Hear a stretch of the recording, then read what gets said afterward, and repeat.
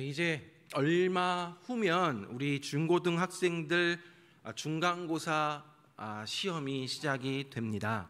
아이들 수업하는 거나 공부하는 것을 보게 되면 참 이상한 것을 느끼게 됩니다. 공통적인 것들이 있는데, 분명히 한 교실에서 똑같이 앉아서 똑같은 선생님에게 똑같은 수업을 받습니다. 근데 어떤 학생은 정말 그 시간을 통해서 지식도 많이 얻고 자신의 학업에 많은 도움을 얻게 됩니다. 그런데 또 어떤 학생은 분명히 같은 장소, 같은 시간, 같은 선생님에게 수업을 듣는데 뭘 배웠는지도 기억도 못하는 학생도 있습니다. 이것은 교실의 문제도 아니고 선생님 문제도 아니고 교과서 문제도 아니고 바로 학생의 문제입니다. 우리 신앙생활도 마찬가지입니다. 똑같이 주일날 교회에 와서 똑같은 자리에서 똑같은 말씀을 듣습니다. 근데 어떤 성도님들은 말씀에 은혜 받고 감격해서 눈물을 흘리며 다시금 이제 말씀대로 살아가겠노라고 다짐하며 결단하며 돌아가게 되는데, 또 어떤 성도님들은 무엇을 들었는지조차 기억이 안 나면 나가는 순간에 점심 식사하시느라 모든 걸 다 까먹게 되는 일들이 있습니다. 똑같은 장소에서 똑같은 시간에 똑같은 말씀을 듣지만 사람마다 반응이 다릅니다. 오늘 본문에서 예수님도 비유를 들어서 같은 말씀을 하고 계십니다. 오늘 본문의 비유를 가리켜서 소위 씨 뿌리는 자의 비유라고 합니다. 이 말씀은 예수님의 천국 비유들 가운데 가장 대표적인 비유입니다. 이미 많은 성도님들이 다들 들어보셔서 아시는 내용입니다. 아시겠지만 오늘 말씀을 통해서 다시 한번 깨닫는 은혜가 있기를 바랍니다. 비유의 내용이 이렇습니다. 씨 뿌리는 자가 와서 씨를 뿌렸습니다. 그런데 4가지 밭에 떨어진 씨들이 각각 다른 결과들을 갖게 됩니다. 똑같은 사람이 똑같은 씨를 뿌립니다. 하나는 길가에, 또 하나는 바위 위에, 또 하나는 가시덤불이 많은 곳에, 또 하나는 좋은 땅에 뿌려지게 됩니다. 그런데 어떤 밭은 100배의 수확을 얻게 되지만 다른 3밭은 한 톨의 수확도 얻지 못하는 것을 강조하고 있습니다. 그러면 왜 이렇게 다른 결과가 나오는 것입니까? 그 이유가 무엇입니까? 같은 사람이 같은 씨를 뿌렸는데도 4가지 토양이 서로 다른 결과를 가져온 그 책임이 결국 누구에게 있는 것입니까? 이 질문에 대한 답이 바로 씨 뿌리는 자의 비유를 해결할 수 있는 열쇠가 됩니다. 자, 오늘 본문 1절 말씀 보니까 그 후에 예수께서 각 성과 마을에 두루 다니시며 하나님의 나라를 선포하시며 그 복음을 전파하실새 12 제자가 함께 하였고 라고 되어 있습니다. 예수님이 하나님 나라 그리고 복음을 전파하시고 선포하셨습니다. 이것이 바로 씨 뿌리는 일입니다. 예수님은 씨 뿌리는 자로서 복음의 씨를 뿌리셨습니다. 예수님은 말씀의 씨앗을 대상을 차별하지 않으셨습니다. 모든 사람에게 똑같이 말씀하셨습니다. 예수님이 뿌리신 복음의 씨는 생명이 있어서 뿌려진 밭에서 뿌리를 내리면서 자라고 꽃이 피기도 하고 열매를 맺기도 합니다. 그런데 좋은 씨를 같이 뿌렸지만 밭에 따라서 열매를 맺기도 하고 맺지 못할 수도 있다라는 것입니다. 여기서 밭은 예수님이 선포한 천국 복음을 받은 사람들을 의미합니다. 예수님이 이 4가지 밭의 비유를 통해서 우리에게 지금 내 마음밭은 어떠한지에 대해서 묻고 있는 것입니다.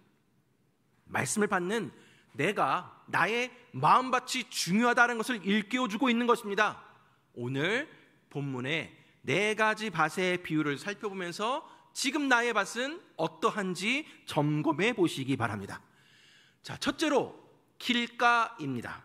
5절 말씀 보면 씨를 뿌리는 자가 그 씨를 뿌리러 나가서 뿌릴새 더러는 길가에 떨어짐에 밟히며 공중의 새들이 먹어버렸고, 12절 말씀 보니까 길가에 있다는 것은 말씀을 들은 자니 이에 마귀가 가서 그들이 믿어 구원을 얻지 못하게 하려고 말씀을 그 마음에서 빼앗은 것이요 라고 되어 있습니다. 자, 먼저 지금 길가에 대한 비유를 말씀하십니다. 씨 뿌리는 자가 씨를 뿌릴 때 길가에 떨어진 씨가 있었습니다. 길가에 뿌려진 씨는 사람들에게 밟힙니다. 또한 날아다니는 새들이 와서 먹어버립니다. 이는 마귀가 와가지고 말씀을 가로채가는 그러한 것들을 의미하는 것입니다. 이러한 길가에 떨어진 씨가 지시하는 사람들은 애당초 말씀을 받아들일 의지가 없는 사람, 즉 마음이 완악한 사람들입니다. 마음이 단단하게 굳어진 사람들입니다. 그래서 이런 길가와 같은 마음을 가진 자는 하나님의 말씀이 선포되어도 아무런 반응을 하지 않습니다. 예수님 당시에 종교 지도자들, 바리새인과 서기관들이 그랬습니다. 예수님이 무슨 말씀을 전해도 삐딱하게 듣고 의심하고 진리를 거절합니다. 아예 들으려고 하지 않으니까 들려지지 않았던 것입니다. 딱딱하게 굳을 대로 굳어서 예수님의 말씀을 받아들이고 싶지 않은 것입니다. 사랑하는 여러분, 길가에 있다라는 것은 말씀을 받기는 받은데 누가 와서 싹 뺏어가 버린다고 합니까? 마귀가 뺏어간다라고 합니다.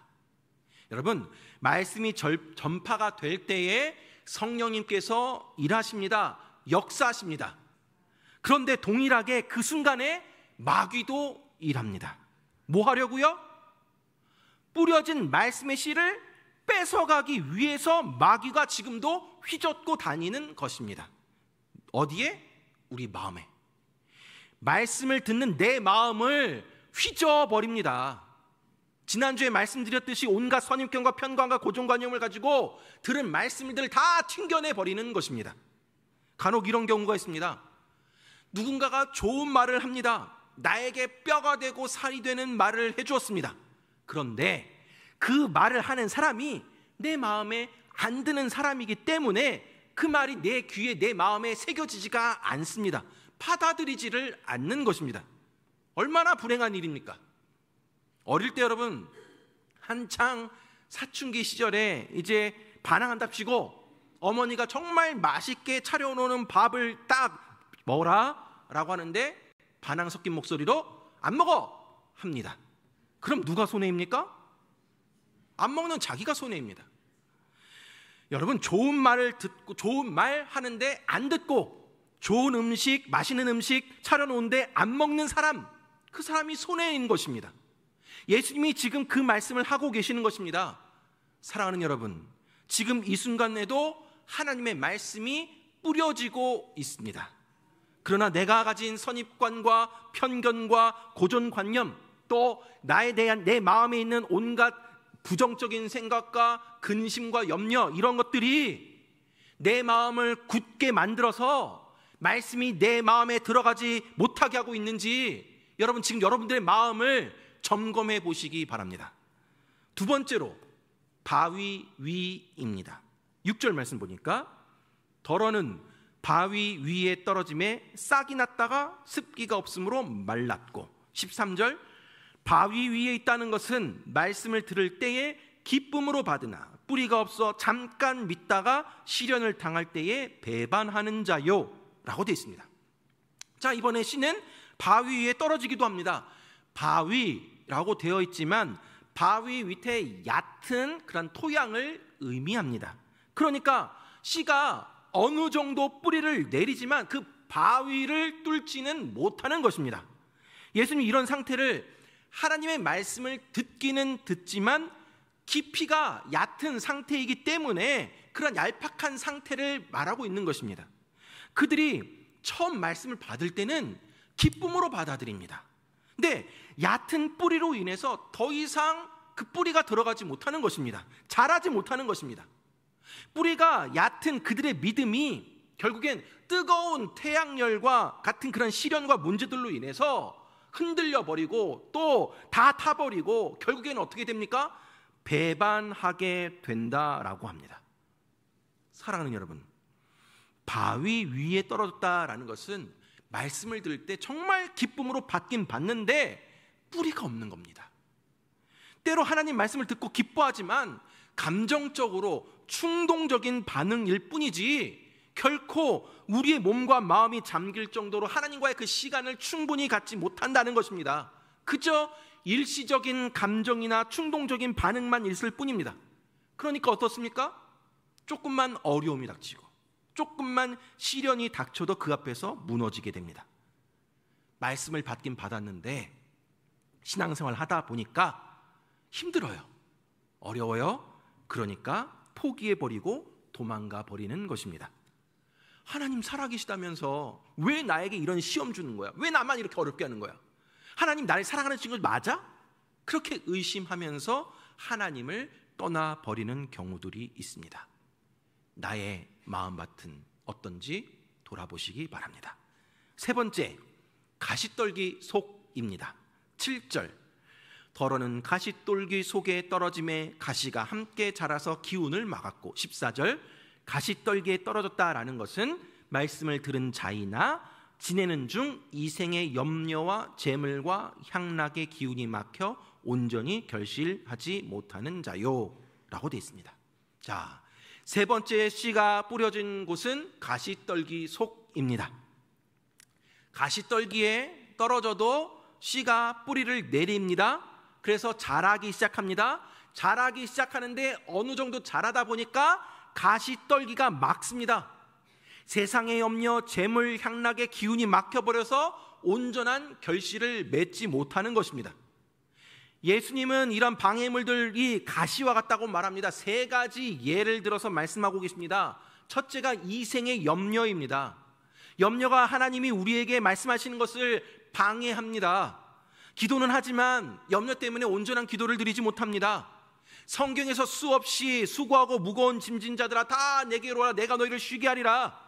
너희 마음에 근심하지 말라, 두려워하지 말라, 아무것도 염려하지 말라, 내게 맡겨라 라고 수없이 말씀하고 있지만 우리는 이런 염려 때문에 우리의 말씀이 심겨져 자리 잡지 못하고 열매를 맺지 못하고 있는 것입니다. 말씀을 읽고 기도하는데 여전히 불안과 염려에 휩싸여 버립니다. 두 번째는 재물입니다. 우리가 돈 버는데 몰두하다 보면 하나님과의 시간을 가질 수가 없게 됩니다. 하나님 말씀이 자라지 않습니다. 세 번째는 향락입니다. 하나님 우리 인생 즐기기 원하십니다. 그러나 우리가 즐기기에 세상의 향락에 너무 바빠서 하나님을 잊어버리고 하나님 말씀 읽는 것도 다 잊어버리는 그러한 경우가 있다라는 것입니다. 우리 인생에 참으로 많은 가시들이 있습니다. 이러한 가시들이 나와 하나님 사이를 방해합니다. 나름대로 어느 정도 신앙생활을 해보려고 노력하지만 매일의 삶 가운데 만나게 되는 이런 마음의 분열, 이생의 염려, 재물, 향락, 이러한 쓸데없는 것들 때문에 또한 육신의 또 쾌락을 쫓는 그러한 것으로 인해서 우리의 마음밭에 뿌려진 하나님의 말씀이 결실을 맺지 못하게 된다라는 것입니다. 마지막으로 좋은 땅입니다. 8절 말씀 보니까 더러는 좋은 땅에 떨어짐에 나서 100배의 결실을 하였느니라. 이 말씀을 하시고 외치시되 들을 귀 있는 자는 들을지어다. 15절 좋은 땅에 있다는 것은 착하고 좋은 마음으로 말씀을 듣고 지키어 인내로 결실하는 자니라 라고 되어 있습니다. 마지막으로 좋은 땅에 심겨진 씨가 있습니다. 좋은 땅에 떨어진 씨는 100배의 결실을 맺게 된다라고 합니다. 좋은 땅에 있다는 것은 착하고 좋은 마음으로 말씀을 듣고 지키고 열매를 맺는다라고 말씀에 나와 있습니다. 여기서 좋은 땅은 어떠한 마음으로 말씀을 들어야 하는가를 설명하고 있습니다. 좋은 땅과 같은 마음의 밭을 가진 사람의 특징, 첫 번째가 무엇이냐? 착하고 좋은 마음으로 말씀을 듣는다라는 것입니다. 이 말씀은 하나님 말씀 그대로 순수하게 받아들이는 것입니다. 스펀지같이 쭉쭉 빨아들이는 것입니다. 이것저것 따지지 아니하고 머릿속으로 계산하지 아니하고 있는 그대로 믿음으로 받아들이는 것을 말하고 있습니다. 두 번째는 말씀을 듣는 것으로만 그치는 것이 아니라 그 말씀을 지킨다라는 것입니다. 오늘 본문에 지킨다라고 되어 있는데 이 말이 헬라어 의미로는 굳게 붙잡는다라는 의미가 담겨 있습니다. 이것은 앞서서 길가 비유에서 마귀에게 말씀을 빼앗기는 것과 반대되는 개념입니다. 다시 말하면 말씀을 듣고 나서 이거 빼앗기지 않기 위해서 그 말씀을 굳게 붙잡는 것을 의미합니다. 세 번째, 인내로 결실한다라고 합니다. 이것은 앞서 말씀한 바위 위와 가시떨기 속과 반대되는 개념입니다. 앞서 어떻습니까? 환난이나 시험이 올 때, 또 이생의 염려와 유혹이 올 때 허무하게 무너져버리고 다 사라져버리는 그러한 밭의 비유였는데, 지금 좋은 땅은 어떻습니까? 환난이나 시험이 올 때 인내하고 염려와 유혹이 올 때 인내하여 말씀을 계속 붙잡는 것을 의미합니다. 그러니까 좋은 땅에 떨어진 씨앗이라는 것은 바른 신앙을 지키기 위해서 인내하며 싸워나가는 사람을 의미하는 것입니다. 여러분, 말씀 지키는 거 쉽지 않습니다. 말씀대로 세상 살기 어렵습니다. 그래서 어떡합니까? 그냥 한두 번 지키다가 아이고 지켰는데 안 돼요. 지켰는데 너무 힘들어요. 너무 부딪히는 게 많아요. 너무 불이익당하는 게 많아요 하고 포기해버립니다. 어떻습니까? 그럼 다시 원위치로 돌아가는 것입니다. 그래서 인내가 필요하다는 것입니다. 한두 번 해보고 그냥 그만두는 것이 아니라 계속 그 말씀 붙잡고 포기하지 아니하고 말씀대로 살아가는 것을 의미하는 것입니다. 저와 여러분의 마음밭이 좋은 땅이 되어서 착하고 좋은 마음으로 말씀을 듣고 지키어 인내로 결실할 수 있게 되기를 간절히 바랍니다. 말씀을 맺도록 하겠습니다. 사랑하는 여러분, 오늘 본문에서 씨 뿌리는 비유를 통해서 우리의 마음밭이 어떠한지 살펴보았습니다. 씨 뿌리는 자의 비유를 통해 말씀하시고자 하는 하나님 나라의 비밀이 무엇입니까? 그것은 바로 하나님 나라는 누구에게나 열려있다라는 것입니다. 오늘 본문에서 씨 뿌리는 자가 좋은 밭에만 뿌리지 않았습니다. 여러분, 분명히 씨 뿌리는 사람은 좋은 땅에 씨 뿌리면 많은 결실 맺는 거 알고 있지만 길가에도 뿌리고 바위 위에도 뿌리고 가시덤불 위에도 뿌렸다는 것입니다. 즉 마음이 완악해서 굳어져 버린 길가와 같은 마음에도, 시험이 찾아오면 금방 낙심해버리는 바위와 같은 마음에도, 하나님 외에 다른 것들로 가득 차 있는 가시떨기와 같은 마음에도 그 사람의 마음밭이 어떠하든지 하나님의 말씀이 동일하게 뿌려집니다. 하나님의 말씀은 사람을 가리지 않습니다. 이것은 모든 사람이 다 좋은 땅이 되기를 원하시는 하나님의 마음이 담겨져 있는 것입니다. 하나님은 우리 모두가 결실하기를 원하십니다. 하나님은 우리 모두가 하나님의 말씀을 듣고 지키어 인내하며 결실 맺기를 원하고 또한 기다리고 계십니다. 사랑하는 여러분, 문제는 우리의 마음밭입니다. 매주일 여러분의 마음속에 말씀의 씨가 뿌려집니다. 지금 이 순간에도 하나님의 말씀이 뿌려졌습니다. 여러분은 어떤 마음으로 받고 계십니까? 또한 마음속에 뿌려진 씨는 얼마나 좋은 열매를 맺고 있습니까? 말씀을 듣고 나는 얼마나 변화가 되었습니까? 신앙생활 수십 년 한 신앙의 이력이나 현재 나의 직분이 나를 증명하지 않습니다. 말씀을 받을 때 어떻게 반응하는가? 말씀을 받고 내가 어떻게 변화가 되는가? 이것이 나의 믿음을, 나의 마음밭을 증명하는 것입니다. 내가 복음을 들었다는 것이 중요하지 않습니다. 중요한 것은 내 마음밭에 새겨진 이 복음이 합당한 열매를 맺는 것이, 그것이 바로 문제인 것입니다. 내 마음밭에 뿌려진 하나님의 말씀을 빼앗기지 않기 위해서 우리는 변화된 마음으로 말씀을 듣고 붙잡고 인내로 결실하는 자가 되어야 합니다. 말씀을 들을 뿐만 아니라 지켜 행함으로 말씀의 축복을 빼앗기지 말아야 하는 것입니다. 사랑하는 여러분, 내게 주시는 말씀을 내가 어떠한 마음으로 받느냐에 따라 전혀 달라지게 됩니다. 그렇게 우리는 나의 마음밭이 좋은 땅이 되도록 해야 합니다. 여러분은 지금 좋은 땅이 되기 위해서 무엇을 하고 계십니까? 여러분, 좋은 땅은 저절로 되는 것이 아닙니다. 여러분 농사 다 지어보신 분들 여기 많이 계시잖아요. 옥토밭 만드는 거 그냥 되는 것이 아닙니다. 하나님의 말씀이 내 마음에 심겨 결실을 맺을 수 있도록 날마다 내 마음이 돌과 같이 굳어지지는 않았는지 돌아보면서 내 마음의 밭을 갈아엎어야 합니다. 호세아 선지자가 이스라엘 백성들에게 호세아 10장에서 너희 묵은 땅을 기경하라고 외치지 않았습니까? 여러분, 묵은 땅은 오랫동안 경작하지 않아서 길처럼 철저하게 굳어진 딱딱해진 땅입니다. 잡초가 자라나고 나무도 자라납니다. 묵은 밭일수록 돌도 많고 가시나무도 많습니다. 그래서 갈아엎기가 어렵습니다. 근데 여러분, 어렵다고 그 밭을 안 갈아엎으면 어떻게 됩니까? 열매를 맺지 못합니다. 그래야 하기 때문에 갈아엎어야 합니다. 하나님의 말씀을 받아들이는데 방해가 되는 가시떨겨 같은 부정적인 생각, 내 마음의 미움과 시기와 염려와 불안, 우울 등 이러한 어두운 면들을 뽑아내야 합니다. 내 마음의 묵은 땅을 기경해야 합니다. 갈아엎어야 합니다. 하나님 말씀이 내 마음에 심겨지려면, 하나님의 임재를 내가 경험하려면 갈아엎어야 합니다.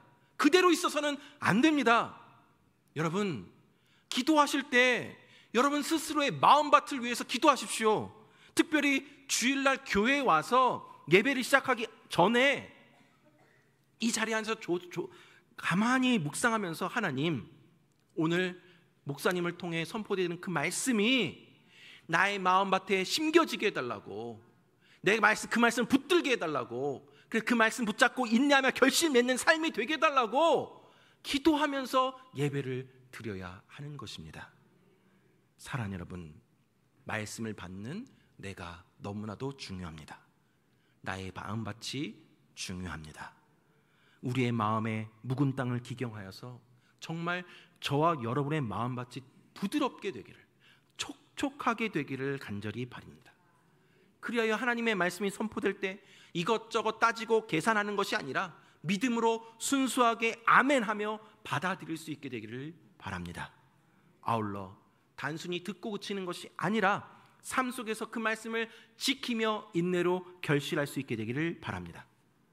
어떠한 유혹에도 흔들리지 아니하고 하나님 말씀 굳게 붙잡아 나아가시기 바랍니다. 그렇게 저와 여러분의 마음밭이 좋은 땅이 되어서 착하고 좋은 마음으로 말씀을 듣고 지키어 인내로 30배, 60배, 100배의 열매를 맺는 은혜가 넘치기를 주님의 이름으로 축원합니다.